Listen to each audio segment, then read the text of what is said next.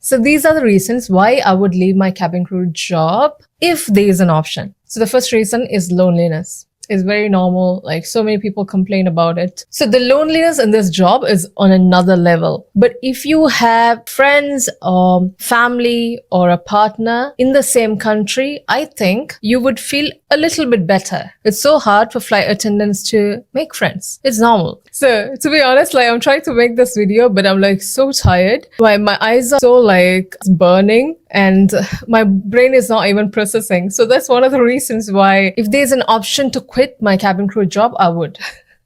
But if you don't have anyone, no friends, no family, no partner, I think you'll feel the loneliness. But the problem here is, for an example, for me, I do have friends, but it's so hard to maintain relationships, maintain friendships, because you're always on the go. So I'll be flying a lot. And then on my off days, I just want to be left alone. I don't want any human interactions. But there are people who are extroverts, who are used to human interactions more than I do. But for me, I'm speaking from my perspective. For me, I feel I don't enjoy human interactions on my off days. I try to finish, even if I have any work, I try to finish on the day that I land. For an example, I'm landing tomorrow at around like 10 in the morning in Dubai. And what I'm going to do is I'm going to change and go straight away to my nail appointment to get my nails done. Every 3 weeks, I need to do my nails and my toes. I'm not going to waste my day off on getting dressed up to go out to the salon. And also, if I'm stepping out, I make sure that I have like a lot of things planned on the same day. I have another off day that is planned to do a lot of things at once. For me, off days are like very important, because that's the day that I can recover. So I usually plan a lot of things at once, monthly shopping, and then I'm going to go to the hospital to get some checks done. The moment that you step out of the house, most of the time is gone. The whole day is gone. So I don't want that to happen. So I don't want to ruin the whole off days. I try to make sure that I get everything done on the same day. So why I'm saying all this is because we are all occupied with a lot of things. As flight attendants, you have a lot of things to do. So this is exactly why it's harder for me to have friends as well, right? For me, at this point of time, friendships are very much harder because you have to speak to them. It is even harder to speak to my mom at times. You know, I am someone who speaks to her all the time. But now it's really hard because now I'm focusing more on creating content. That is my main job, I feel like. And then I'm flying as well. Because after some point in your life, I feel like you should have something to keep you running, to motivate you. Because I've been flying for a decade now, and I feel like there should be something that your soul loves, something that keeps you going, that makes you want to earn more, that makes you want to do something for yourself. There should be a light at the end of the tunnel. The light for me is creating content. So I'm running towards it at this point of time. That is what I love. With all these commitments that I have, and even when I go back home, there's so much things to do. You know, I have to clean the house. I have to do the laundry. I have to feed my cat. So much things to do. So honestly, to have friends is really hard for me. And relationships, even at one point in my life, I was thinking to myself, I don't think I would ever be married. I never thought that I would even have a partner because for me, I felt like it's going to be harder for me personally. But now I've embraced it, you know. When my parents came to visit me in Dubai, it was nice coming back to a home where my parents were there. I was like, oh my goodness, it's so nice to go back home. There's something that I can actually look forward to. Right after landing or right after debriefing, I'm like, oh my God, I'm gonna just go home. I'll be just running as if I have kids at home. The best thing about being lonely at one point is that because you treasure these moments with your parents, every minute that you spend with them is very precious. Like, you're not fighting with them. I don't fight. I am very, very obedient most of the time. 98% of the time, I'm very obedient. When I'm stressed, I could get triggered very easily and I'll be like, boom, like, because this also because of the pent up anger. As flight attendants, if someone tells you, hey, you're wrong, if they say that you're wrong, even though you're not wrong, you'll be like, okay, I'm wrong. And then you walk away because there's nothing that you can do. Or you say, I'm sorry, sir, I apologize. You've been people pleasing way too much. At one point in my life, when I was very much younger, even if I'm seated like this, I'll be like I would have a smiley face, even though like people like that. I don't enjoy it. It takes me so much to honestly like be nice all the time. It eats you up kind of. So when I came back home, even if I'm pissed off, I try my best not to be pissed off or not to get stressed, not to get to be mad at my parents at any cost because they don't deserve it. It's just because I'm stressed. I won't even be angry at them for anything because the time that I spend with my parents is very precious. So I try my best to make them happy, to take them to places, to make them explore things that they haven't in their life. My parents coming to Dubai made me realize, oh my goodness, like what am I doing in my life? Because I feel like I'm maybe missing out on life. I'm an introvert. I do enjoy being alone. I do enjoy making videos. I do enjoy going out to places. But at this point of time, I feel like, you know what? It'll be fine even if there is an addition to me, as long as they can fit into my life. For an example, I was hospitalized. I treat my own problems by myself. I went by myself to the hospital, and at one point they told me that you have to stay at the hotel.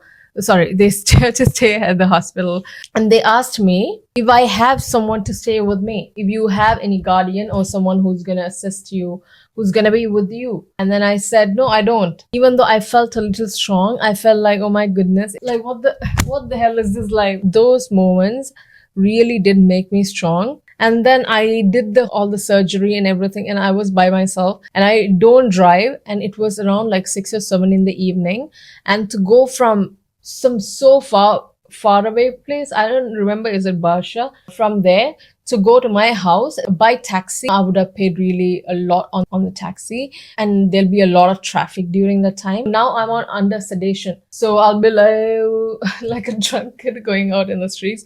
So they told me that I can stay for some time in the hospital. So I slept, and then I woke up, and then I had to, get dressed by myself and then discharge myself by myself. At this point, I cannot even use a taxi because it's going to be a lot of traffic and it's going to take a long time. So I had to walk myself to the metro. The metro was so crowded, and I'm standing there like zoned out. And I took myself from there to my home and then walked a little, and then I was home. And I'll share you like another incident where I felt this very strongly. During the pandemic, I lost my job. I was so depressed. I had no one. Even though I had my friends, I wanted my parents next to me. I wanted my sister next to me.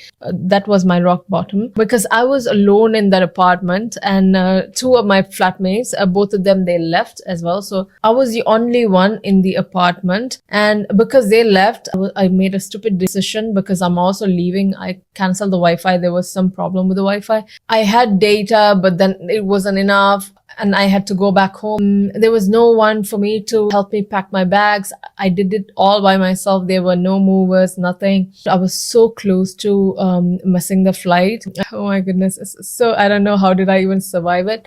I wrote a letter to all the, I don't know why did I do that, but I even wrote letters to the apartments close by to see if I can pay them to share the Wi-Fi as well. But most of them have left. There was so much going on during that time. And also, when I found a way to come back to Sri Lanka, I had to pack my whole life in one suitcase, 4-5 years of my life in one suitcase, and I had to come back home. The problem was it was overweight. I didn't know what to pack. I was so young, so young, so naive. I didn't know what decisions to make. I was going through a breakup as well. So it was so much on my shoulders. It was very, very hard for me. And then I went to the cargo, and then I was overweight. I had to sort this out by myself. I didn't know what to do, and I had only few hours to pack my bags, and then it was like last minute notice.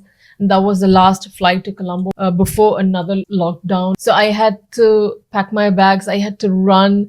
Oh my goodness, I had to get a cab. The cab driver was super nice. And I had to pick something for somebody else also on the way to go to the airport, and I got late. And when I went to the airport, the ground staff was so nice. They helped me. It was so close to closing the gate, and then I somehow made it. And you know what? I was overweight with my carry-on as well. So you know what I did? So I was overweight, so I had to get rid of stuff, right? So I put this bunch of clothes on me. So I was looking like a trash, running. This was in Terminal 3, and I was running to the gate to catch my flight. Oh my goodness, the relief that I got when I sat on that seat and to come back home is such a relief. But it makes you so strong in a way that you'll be so mature than your peers. If you see someone who's 30, and then if you see me as well, like I feel like I'm very much mentally very strong. I've gone through the worst in my life, and I think I've hit the rock bottom when I was very young, like 25, 26, and you know, it changed my life forever. And that's the thing about this job. It will make you very much mentally strong, and it's very hard for me to cry. I don't even know how to shed a tear unless it's very close to my heart. It's a good thing. It's a good thing. I'm telling you, this job is such a good job, but the loneliness aspect is massive. But it could be also beneficial when you're having kids, and then to get a break from your family, you can go on the layovers, and then you'll feel good. So there's that. There's of course two sides to a coin. The second reason is the jet lag, the tiredness, and the health issues that comes with it. It's very normal. When you're tired for a very long time, you're more prone to diseases. I feel like I'm never recovering from flights ever. I was thinking, okay, when I do back-to-back turnarounds, I'm tired. So I thought to myself, no, I'm gonna do layovers, so I'm gonna be less tired. No, that's not gonna happen, because you know what? On layovers, most of the crew, like 95% of the crew, most of them, we go out, we explore the places, because that's the whole point of the job. So if I'm not gonna explore, like what's the point of me being in this industry? I can go to another ground job where I don't have to travel, and maybe I can actually earn more than what I earn here. So for me, I'm losing the point of this job if I don't do layovers. So when I do back-to-back turnarounds, because back-to-back turnarounds means you're doing one turnaround, and after minimum rest or like one day, you're gonna have another turnaround. But usually when they give you turnarounds, it's gonna be back-to-back. Ting, ting, ting. Some people, they even fly 3 days in a row, 4 days in a row, 5 days in a row. Those people, they have kids, they want to be home, they want to go back to their bed. That is their point of view. But for me, I find it very tiring. There are also people who would like to do turnarounds. But for me, in this phase of my life, I just want to do layovers. I just want to get a break from my home. I love my home. I love how cozy it is. There's so many responsibilities. There's always something to do at my home. So rather, I would be in another country, enjoying my time that I'm alone, where there's no one. And I enjoy that. You know, I can go to the gym. I'm going to go to the gym in a few hours. Or I can go for a walk, but it's too cold to go for a walk. So that's why I didn't go for a walk. So it's either you can do whatever you want on your layovers, as in you can either rest, you can either explore, you can sleep the whole time, you can eat the whole day, you can do whatever you want. And it's a different place, it's a different country, you're enjoying a different kind of vibe, and that's refreshing. It's like a reset to your soul. That's why I like to do layovers. But this constant tiredness is not going to lead you anywhere. This constant tiredness is going to lead you to diseases. As someone, for me, myself, I am someone who didn't have any problems. I used to work for Sri Lankan Airlines as well before.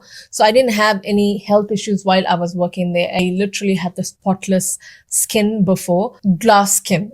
I had glass skin and I didn't appreciate it enough. Back then when I was in Sri Lankan Airlines, the routines are completely different. You're coming back home, you're eating home cooked food, you're going on flights, but you're still coming back home, right?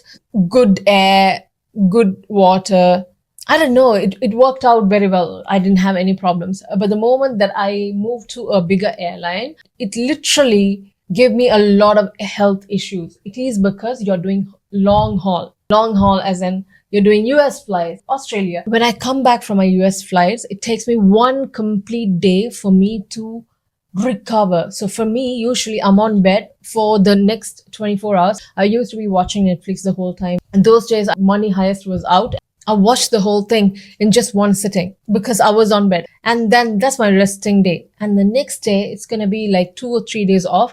And the next day is gonna be like, I'll be like crawling, like I'll be feeling a little better. And on the third day is when I feel like completely okay to start my day like a fresh day. But the problem is, the next day you have a flight. Now again, you're gonna be jet lagged. So this cycle goes on. It goes on and on and on. So your body is always constantly moving. You're tired. The tiredness is not from one day. It's the jet lag is not from one day. It's decades. It's years and years or months of tiredness that stays in your body. And that's going to affect you. That's going to affect your gut. First thing that's going to affect is your gut. I had gut issues because of that. I had pimples, and I also have PCOS. My routine is also one of the reasons why I got PCOS. And then I have iron deficiency, I have vitamin D deficiency. So all these things you have to check. If not, your health is going to be in danger. I even got like varicose veins. Like I got varicose veins when I was young. Because you've been walking a lot with the heels. A lot of cabin crew actually faced cancer in different forms, breast cancer, ovarian cancer, different types of cancer. So it's because our routine is so messed up. It's not just because of one flight. It's not just because of few months of flights. It's because of abusing your body. This tiredness and jet lag is never gonna go. After I quit flying at one point, it took me few months to feel normal. And there's so many crew who've told me it took them like 6 months or so many months to feel normal. Even in their dreams, they're anxious. This happened to me. I had a bad dream that I missed my flight. I was so scared.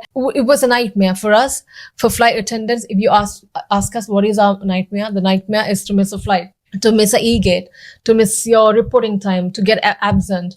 Like those things used to scare me a lot. This is why most of the flight attendants, if you see them, the 20s are the perfect time for you to work for a big airline. I am really happy that I made that decision to move from a national career. I was working for Sri Lankan Airlines, and then I moved to a very big company, a very big airline in the Middle East. And that was amazing because in your 20s, you have more patience, you have more energy, you have more tolerance. If you want to work for a big airline in your 20s, it's like the perfect time to be. So most of the flight attendants who worked for big airlines are moving to smaller airlines, or are moving to airlines back home in their 30s, or when they think, okay, this is it, my time's up.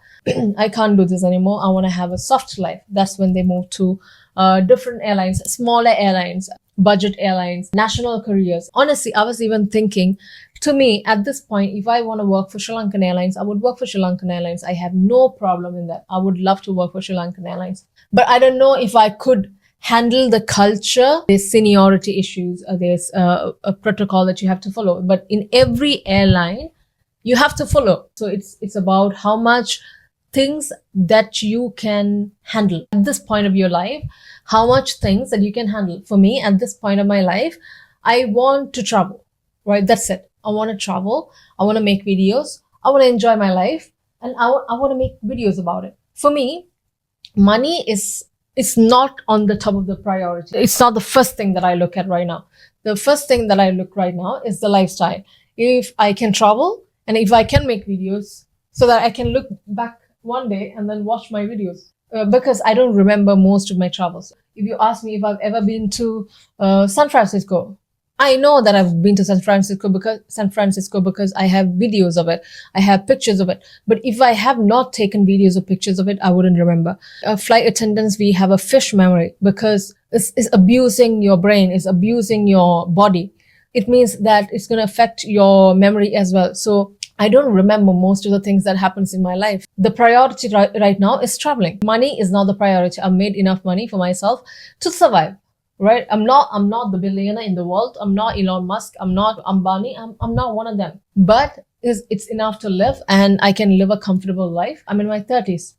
Maybe I'm gonna live till maybe 40s. It could be even 50s. So my fruitful years or my active years are gonna be like 10 or 20 years. That's gonna be gone in the blink of an eye. So I just want to enjoy and have a good life, a life that I want to live the way I want to live, not to please others, but to please myself, to do whatever I love doing. Most of the crew moving to other airlines or smaller airlines is because they want to enjoy a softer life. And I met with one of the airline. I don't remember which airline is that, so I don't want to name it. This airline, this crew, she told me, they have 2 weeks on and 2 weeks off.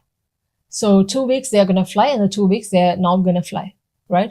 I think that's like a perfect way to do flying. So 2 weeks, you're back to back flying, I don't mind. And then the next 2 weeks, you have it for yourself. So you can do whatever you want. You can see at one point in your life, there shouldn't be extremes. It's like, I don't want to fly too much, but I don't want to fly too little, but I want to be in the middle. I want to enjoy flying, but also I want to enjoy my personal life with my family, personal life with my relationships in the future, maybe kids. I would never know. I've never thought about kids. I've never thought about getting married. I've never even, dreamt of myself getting married. But it would be nice with the right person, right? If it happens, it happens. If it doesn't, it doesn't bother me because I'm living a life I'm really happy about. I'm really honestly living a life that I'm happy about. I enjoy traveling. I enjoy making videos. This is what I love. So that's all that matters. So for me, I want to be in an airline that can help me to do so. But imagine if I'm in a huge airline and if I'm going to fly so much per month, just say if I'm going to fly like 120 hours per month, if I'm going to fly so much per month, I wouldn't even have time to sit back, relax, and enjoy my editing. I wouldn't even have the energy to create something, to do something on my own. That's my body. There are people who actually can balance, but it is each to their own. Like all the 5 fingers are not the same. So they might feel better. So for me, this is my path. So this jet lag and this tiredness and the health issues are like a huge, major thing. But let me be honest, okay? It differs from one person to another. My body is not the same as yours. Your body might not be the same as mine. For me, I've seen that men can handle this job better than women. How long does it take for them to get ready for a flight? How long does it take for a woman to get ready for a flight? We are up like 3 hours before wake-up call. They are up like 1 hour before wake-up call. Or they just wake up for the wake-up call. And there are women who actually wake up for the wake-up call and they're ready in like 30 minutes. But it doesn't work for me. That is their life. That is how they've designed it. For me, I want to look really good on my job. Everyone's experience in this job is different, but I'm just sharing mine. On to the third reason.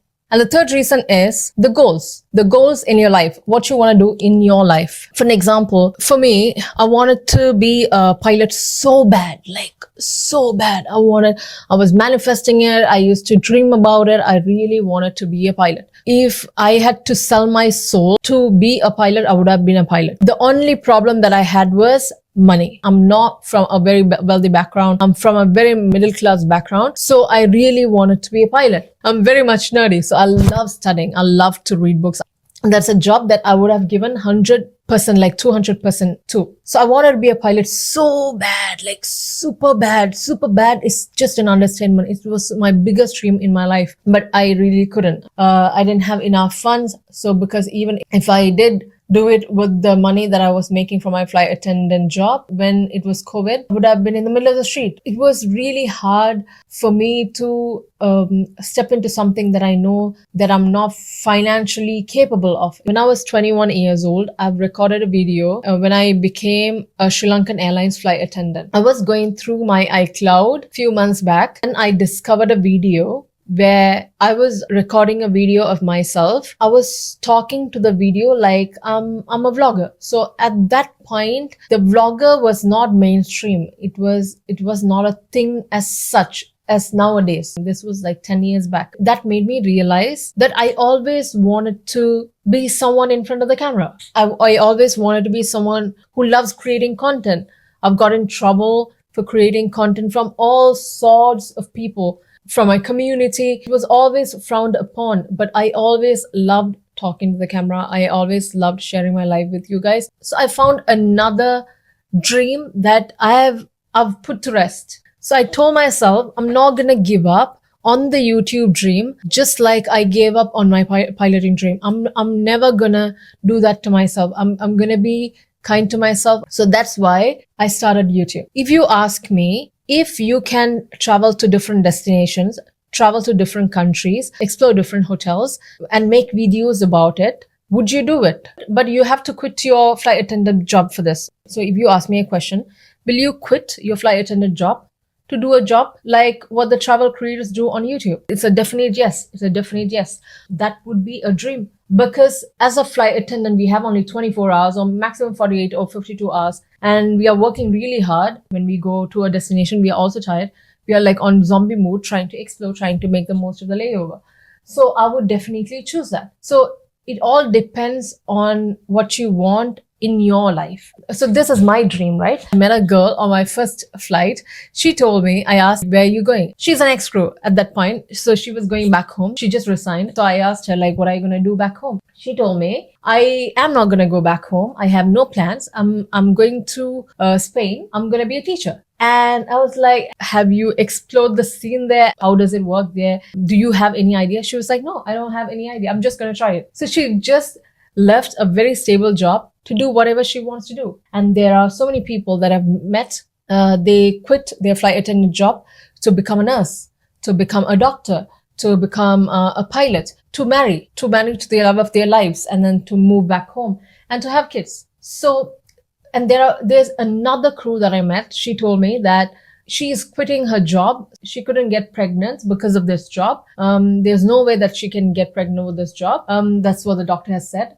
Because they've tried everything and then she couldn't. So she was planning to quit. So she quit the job to have kids. And there are people who actually left the cabin crew job to go back home and then to work for their national careers, for budget airlines, so that they can have a peace of mind, a better schedule, or even VIP flight attendants. But I don't think the VIP flight attendants have a lot of flexibility on the roster because they have to be on standby. That's what I know. Okay, that's what I know. Don't quote me, but that's what I know. Some have told me it's 2 weeks off, 2 weeks on. So the 2 weeks you'll be on standby the whole time and you don't know where you're going. So I hate standby, so I'm not into that. So it depends on what you want in your life at the end of the day. Okay, this is a great job. Every job that you have is going to have pros and cons, equal amounts of pros and cons. What you want in that phase of life is what's important to you. And at this point of my life, I don't want to be a business class crew. I don't want to be a first class crew. I don't want to be a senior. I don't want to be a supervisor. I don't want to be a person. I don't want to be any of those. For me, all I want to do is to travel and to create content. That's it. So that's all I want. I don't want, at the end of the day, I'm going to be a cabin crew. Okay. So even if I'm first class crew, of course it's going to fill up my pockets. If I'm going to be a purser, if I'm going to be a supervisor, it's definitely going to fill up my pockets. It's going to give me so many benefits. I can live alone. I can bring my family on, business class tickets. All that benefits are there. Or I don't even want to move to another airline where they're going to pay me more at this point, right? At this phase of my life. I just want to enjoy traveling. I just want to enjoy traveling with my body in peace. Like not too tired. On big airlines, you're going to work more. The workload is more. Smaller airlines, there's not much to do on your flights. On your flight, it's not going to be a lot of work. You might be selling stuff. There are so many airlines where you don't have to do a lot of service. You don't have to do a lot of VCAB. You don't have to do a lot of work. And then when you go to the layover, you're still fresh. That's the kind of life that I want to lead right now. I don't want to lead a life where I want to work so hard, like so really hard on my flight. And then when I go to the layover, I'm so tired to go out. So I'm losing the plot. It all depends on what you want at the end of the day. If I'm 20, yes, I don't mind filling up my pockets. I don't mind getting rich. I don't mind climbing the ladder. It all depends on which phase you are on. When I was 21 years old, my priorities were different. I wanted money, more money, more money. That's why I moved from Sri Lankan Airlines to one of the biggest, most prestigious airline in the world. That's why I moved to a bigger airline. But now, at this point of my life, I want stability. I want peace of mind. I want to have a good health, a peace of mind and stability. Not too happy, not too sad, but just peace of mind. That's all that I want. I don't want to be anxious before my flights. I don't want to be stressed. Oh my God, I have to do this. I have to do this. I have to study for this. I have to study for that. I have to study for my training. I have to do this. I have to study for my recurrent. The way how they stress you in bigger airlines is more. I used to be very much anxious before going on flights. I'm no more that person. I used to be very much of a people pleaser. I used to be too nice to people at the cost of putting myself down. That's how bad it was. It was affecting my mental health. It was affecting my self-esteem. I was very much anxious. Oh my God, one strand of hair is out. What are they going to say? Are they going to report me? Should I post this? Should I post that? I don't want to post this. I don't want to post that. Oh my God, there's so many things that runs through my mind 24/7. As an overthinker, it kills you. It kills you inside. So that's something that I don't want to do to myself. I'm sabotaging my own self. That is not the phase that I want to be in. I used to have panic attacks. Once I had a panic attack in the middle of the supermarket. I couldn't breathe. I didn't even know that that's a panic attack. That's how bad it is. I was about to faint and there was no one next to me. I used to have panic attacks before flights. So once I took this Panadol, which is like the red Panadol, before my flight because I was having period cramps, and it gave me so much heartburn that I was feeling very uncomfortable throughout the flight. I didn't know what was happening. I can't even call sick because it's close to my reporting time now. If I call sick, it's going to be absent. Now I'm going to be in trouble. I'm going to be getting a warning. I'm going to be reporting sick last minute. So there's nothing I could do. I don't know how I even did that flight. And I'll share you like another incident. On my birthday, I traveled to Colombo on a layover. Parents are super sweet. They even gave like drinks, like a smack bottles, small bottles of juices. And cake, and then they gave it to even the crew. All the crew, we cut the cake. I had such a lovely time on my birthday. And then coming back, so the person had an apple in his hand, and he was trying to give that apple to the driver. In that particular airline, you're not supposed to take anything from the aircraft. So, but he had an apple in his hand to give to the driver. Now I'm thinking, like, why would you give an apple, just an apple to the driver? Now it's a steps to get out of the aircraft and to go to the bus that would pick us to drop us to the headquarters. So I was going down the stairs with my heels. He had an apple and he was behind me. Accidentally, he dropped the apple, and the apple was going ting, ting, ting, ting, ting. It's rolling down the stairs. And you know what happened? I stepped on it with my heels. And if you know, the stairs is like, it's not like small stairs. There's so many steps in it. I actually stepped on the apple with my heels. So I stepped on it and then I slipped and I fell down. I injured my knee. What a great way to end the birthdays. That's why you shouldn't post too much on your birthdays. That's why you shouldn't celebrate big birthdays. That's why I don't do layovers on my birthdays, because now it's not going well. So I slipped and I fell. And you know what? The person couldn't write the report because, of course, it would be on him right now because he was bringing an apple. Why did he take an apple out of the aircraft? And then I was like, okay, it's okay. I didn't think too much about it. I didn't say anything to him. But you know what he did? He didn't write that I slipped and fell because of the mistake that he made, but he tried to cover it up and he wrote another story. He wrote another story so that he can literally save his job. But now I'm not on industrial injury. My knees, I couldn't even walk. I was bleeding. And then he didn't even stay back. He left me. And then I went to the clinic to sort it out. I was there in the clinic for 2 or 3 hours and there was no one except for one Sri Lanka person. She was super nice. She was with me the whole time.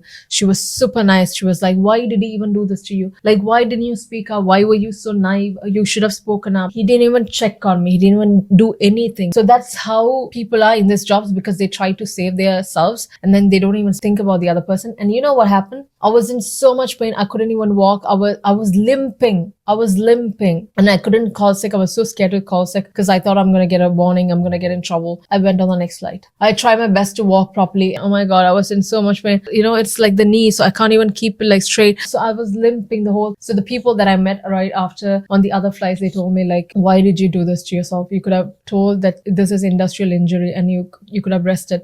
So anyways, this is how it works. Most of the time, people try to save themselves because you're just a number at the end of the day. And if something goes wrong, they wouldn't care. Anyways, someone else who wants this job just as bad as you want it, so they can always replace you. So there are pros and cons of this job. Okay, I'm just saying, if I have to leave, these are the reasons that I would leave. I'll see you in another informative video. And let me know what you guys want to see more of. Thank you so much for watching. Bye.